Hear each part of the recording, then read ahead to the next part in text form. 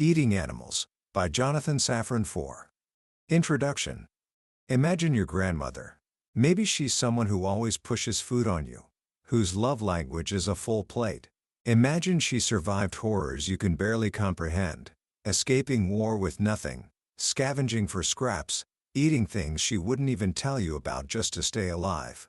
And imagine that, decades later, safe in a new country, surrounded by family, she still hoards food, still clips every coupon, still sees every meal not just as nourishment, but as terror, dignity, gratitude, vengeance, history, and love.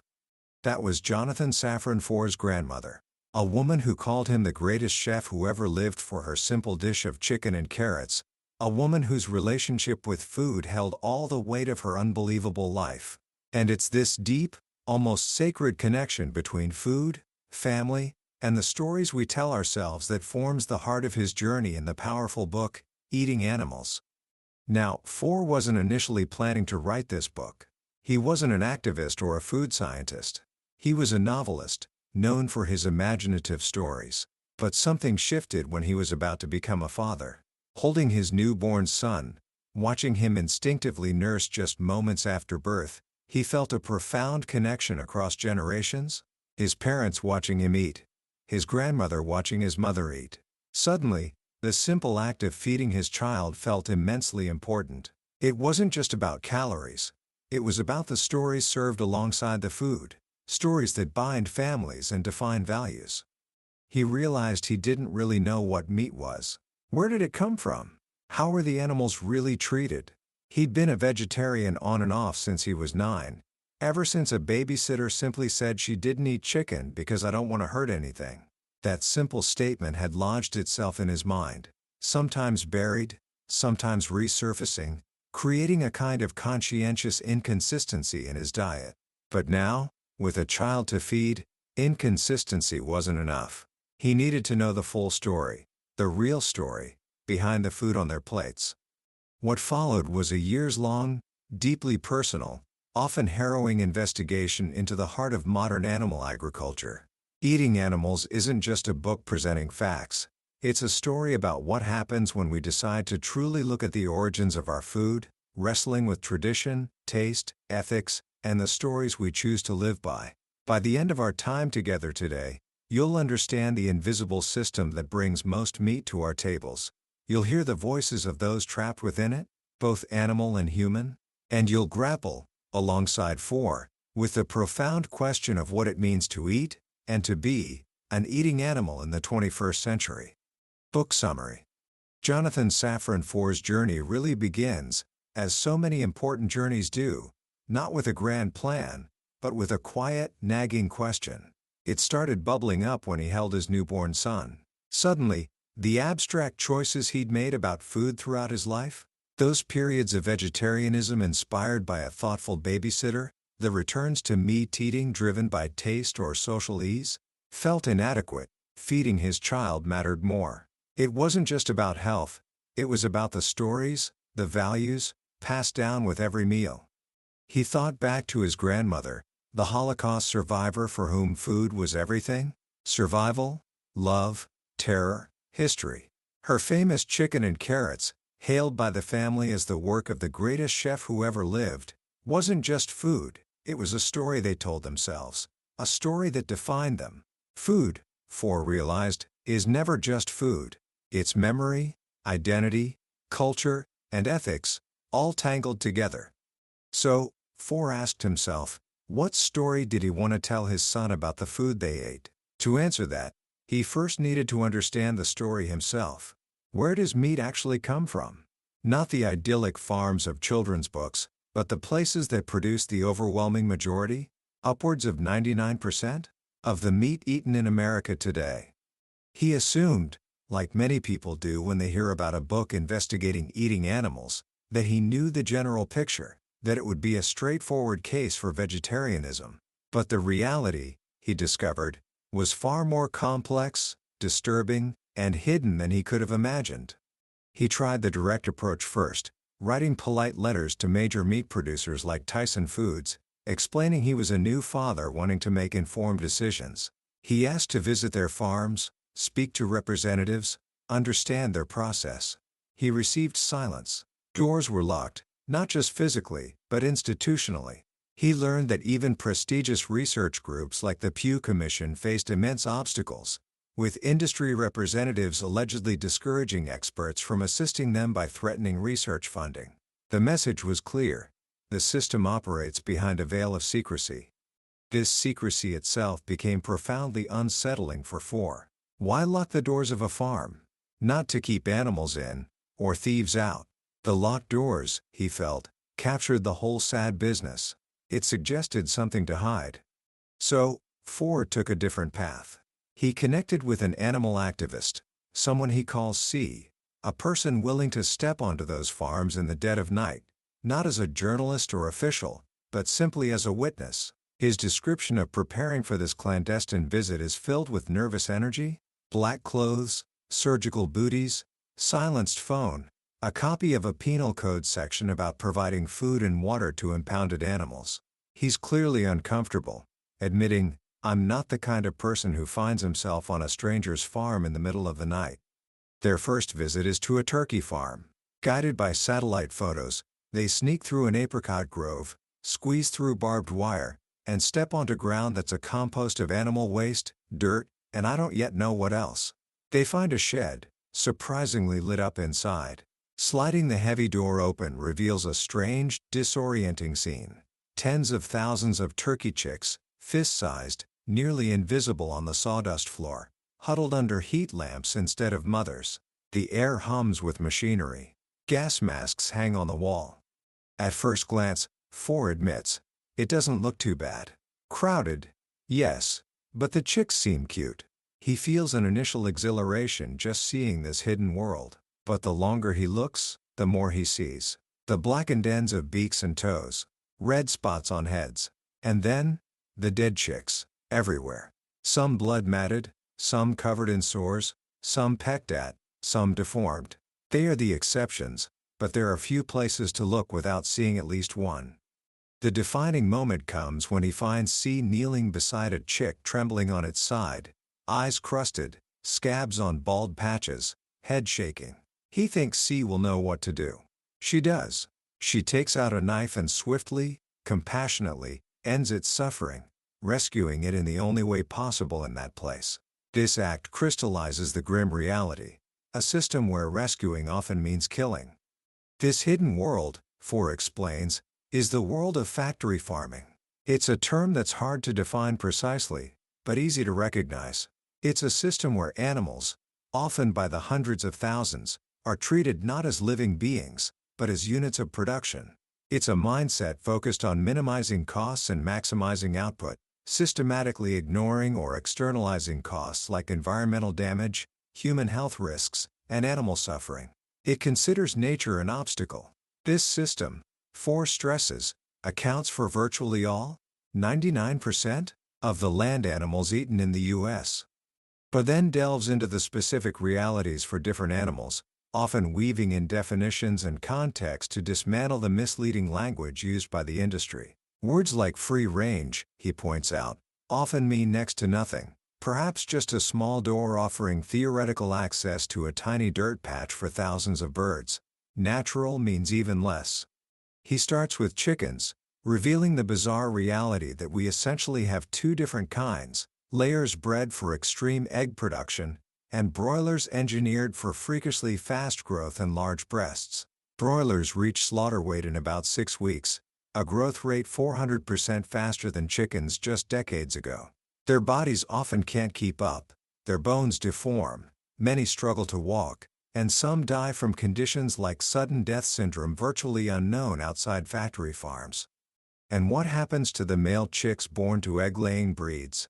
Since they can't lay eggs and aren't designed for meat, they serve no economic function. So, over 250 million male chicks per year in the U.S. are destroyed almost immediately after hatching, sucked onto electrified plates, tossed into grinders macerators while fully conscious, or suffocated in dumpsters. The lives of laying hens are often spent in battery cages, stacked tiers high in windowless sheds. Each hen gets floor space roughly the size of a sheet of printer paper. They can't spread their wings, perch, dust bathe, or engage in natural behaviors. The constant stress and crowding lead to aggression, which is managed by searing off parts of their beaks without anesthetic. Even cage-free layers, while not in cages, are typically crammed by the tens of thousands into sheds, still debeaked, drugged, and ultimately slaughtered when their productivity declines. Foer then turns to pigs, animals known even by generations of farmers to be remarkably intelligent, playful, and social, capable of learning tricks, recognizing individuals, even using tools of a sort. Yet, in factory farms, their intelligence becomes a source of deeper suffering. The vast majority of breeding sows spend their pregnancies confined in gestation crates, metal and concrete cages barely larger than their own bodies, unable even to turn around. They stand and lie on slatted floors over their own waste. They develop sores, weakened bones, and often exhibit signs of psychological distress, obsessively biting bars or showing learned helplessness. Foer notes the hopeful sign that several states have begun phasing out these crates due to public pressure, but the practice remains dominant. When it's time to give birth farrow, sows are moved to equally restrictive farrowing crates, supposedly to prevent them from crushing their piglets. Foer challenges this, pointing out that in systems like Paul Willis's, whom we'll meet later, where sows have space, bedding, and aren't severely stressed, crushing piglets isn't a significant issue. The crate addresses a problem largely created by the system itself. Piglets born in these systems face their own ordeal. Within days, their tails are cut off, their needle teeth clipped, and males are castrated, all typically without anesthetic. Why? To prevent tail biting and aggression caused by the unnatural crowding and stress, and to alter the taste of the meat for consumers. Piglets who don't grow fast enough, the runts, are often killed by being swung head-first against the concrete floor, a practice brutally termed thumping. One worker described finding piglets still alive after thumping, running around with an eyeball hanging down the side of their face. The environmental consequences are staggering, particularly the waste. Foer uses the example of Smithfield Foods, the world's largest pork producer. Annually, Smithfield's hogs produce fecal waste equivalent to the entire human populations of California and Texas combined. This isn't just manure. It contains pathogens, heavy metals, antibiotics, and even dead piglets and afterbirths. This toxic slurry is often stored in vast open-air pits called lagoons, sometimes the size of football fields or larger, which frequently leak or overflow, polluting rivers and groundwater. Foer recounts the horrific story of 5 family members dying after falling into a Michigan lagoon while attempting rescues. When lagoons are full, the waste is sometimes sprayed onto fields, creating fecal mists linked to severe respiratory problems and other illnesses in nearby communities. Smithfield has faced massive fines for pollution, including a spill twice the size of the Exxon Valdez disaster, yet these fines are often treated as a cost of doing business, dwarfed by the company's profits. Foer extends his investigation underwater, describing aquaculture, fish farming, as essentially underwater factory farming.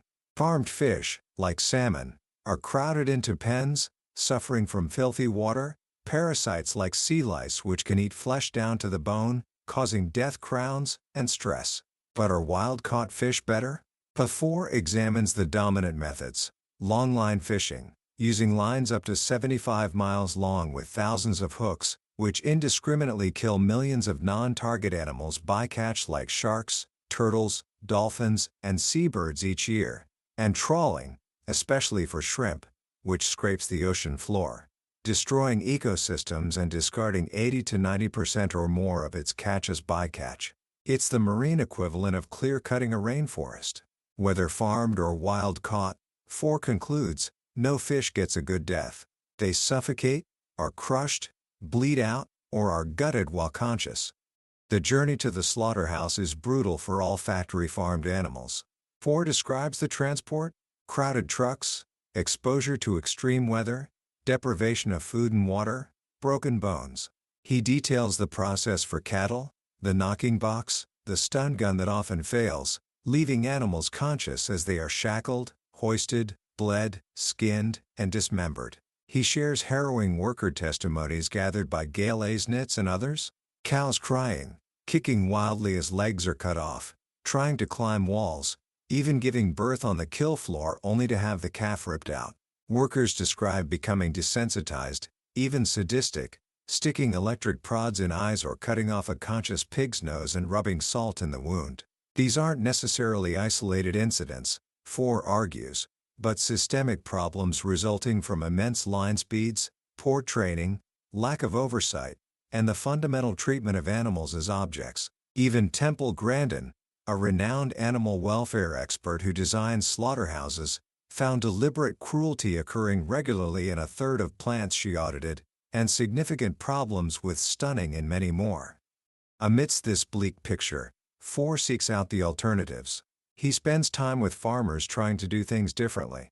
He meets Frank Reese, possibly the last independent poultry farmer in America preserving heritage breeds, turkeys and chickens with traditional genetics, capable of mating naturally, roaming pastures, and possessing strong immune systems without constant drugs. Frank speaks lovingly of his birds' personalities, their curiosity, their vocabulary. He insists on humane transport and slaughter, paying extra for slower, more careful processing. Yet, even Frank faces immense hurdles: the lack of infrastructure like independent hatcheries and slaughterhouses, which have been systematically dismantled or bought out by large corporations. He visits Bill Neiman and Nicolette Hahn Neiman at Neiman Ranch, known for its network of small farmers raising cattle and pigs more humanely, often on pasture or in deep bedding, without routine antibiotics or hormones, and with attention to animal welfare standards. Nicolette, ironically a vegetarian rancher, argues passionately that raising animals for food can be honorable if they are given lives with joy and an easy death, contrasting it sharply with the factory system that robs animals of everything. Bill speaks of the troubling moment at slaughter, the weight of exercising dominion. Yet, even here, compromises exist.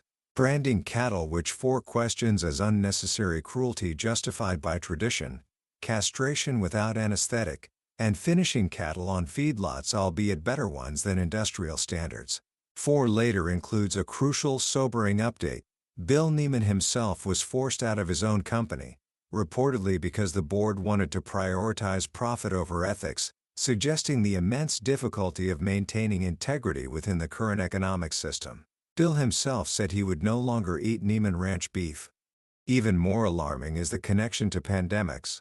Foer recounts the story of the deadly 1918 Spanish flu, now known to have originated from birds.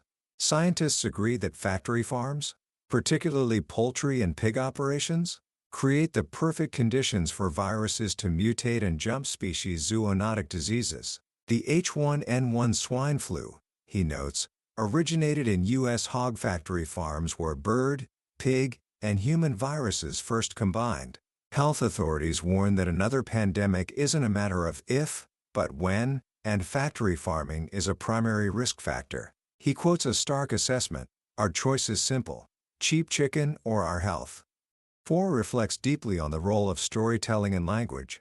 How words like processing sanitize slaughter, how labels mislead, how the industry promotes nostalgic images of family farms that bear no resemblance to reality. He revisits his grandmother's story, her refusal to eat pork even to save her life during the war, uttering the profound words, "If nothing matters, there's nothing to save." This becomes a touchstone for Foer. The idea that our choices about food are deeply connected to what we hold sacred, what matters to us. He considers the argument that eating meat is natural, countering that much of human progress involves transcending what's merely natural. He questions the feeding the world justification, arguing factory farming arose from a drive for profit, not necessity, and is incredibly inefficient, using vast amounts of grain and water that could feed hungry humans. Ultimately, Foer arrives at his own conclusion. Having witnessed the reality, he finds he simply cannot participate in the factory farm system. For him, the only realistic way to opt out is vegetarianism.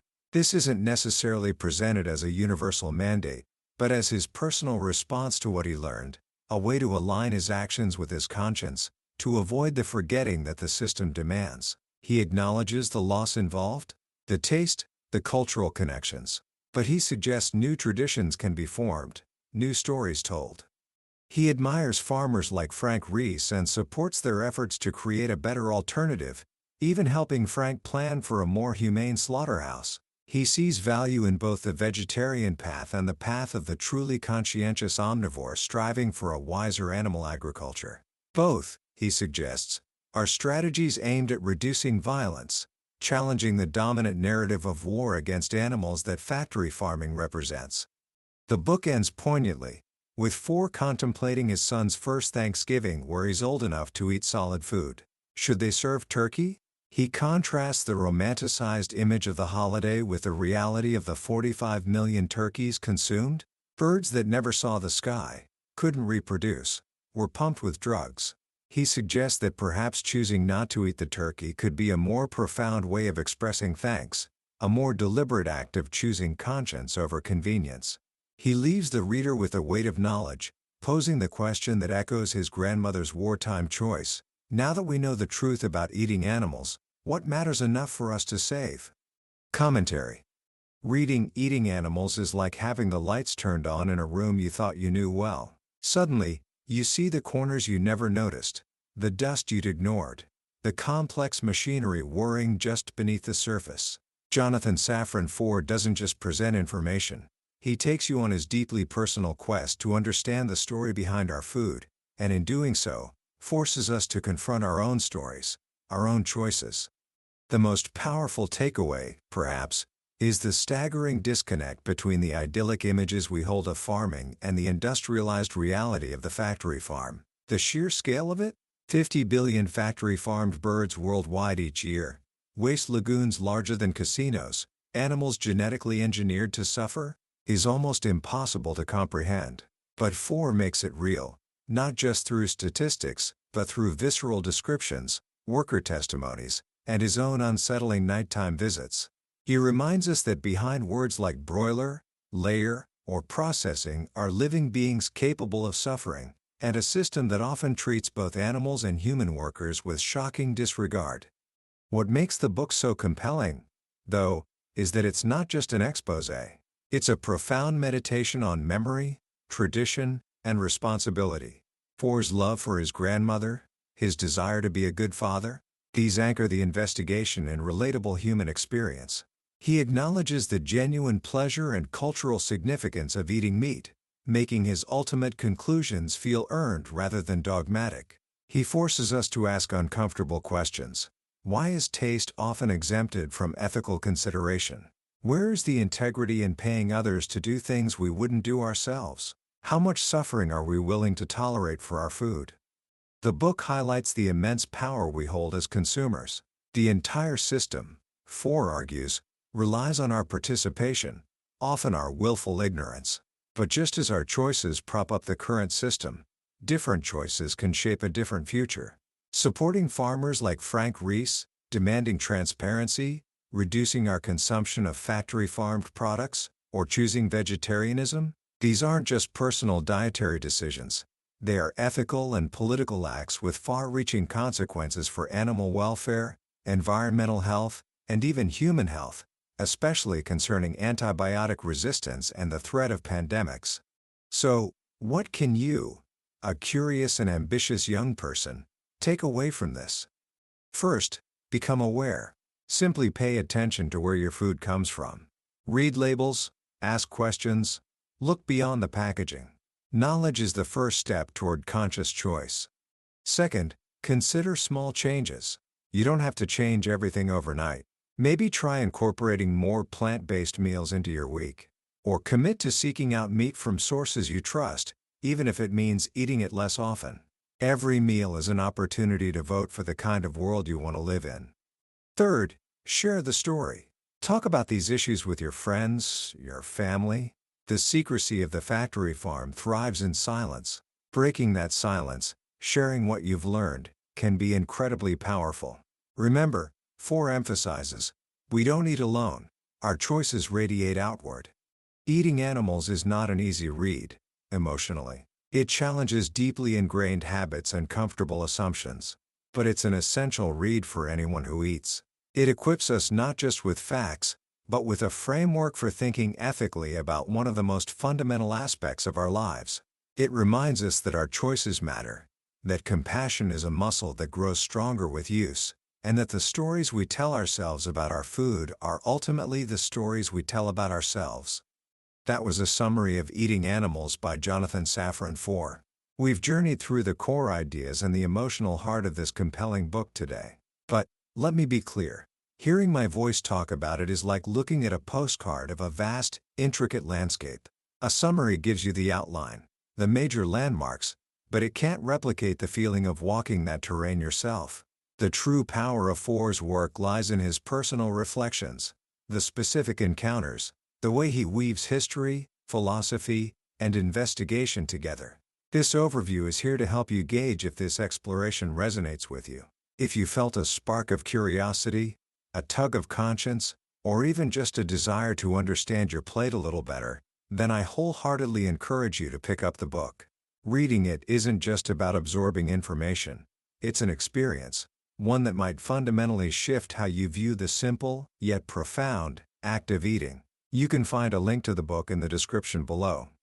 And, if this journey through Foer's investigation brought you some value today, perhaps sparked a new thought or question, do consider liking this summary and subscribing to the channel. We explore transformative books like this regularly, aiming to uncover the wisdom held within the billionaire's bookshelf, and I'd be honored to have you join us as we continue to learn and grow together.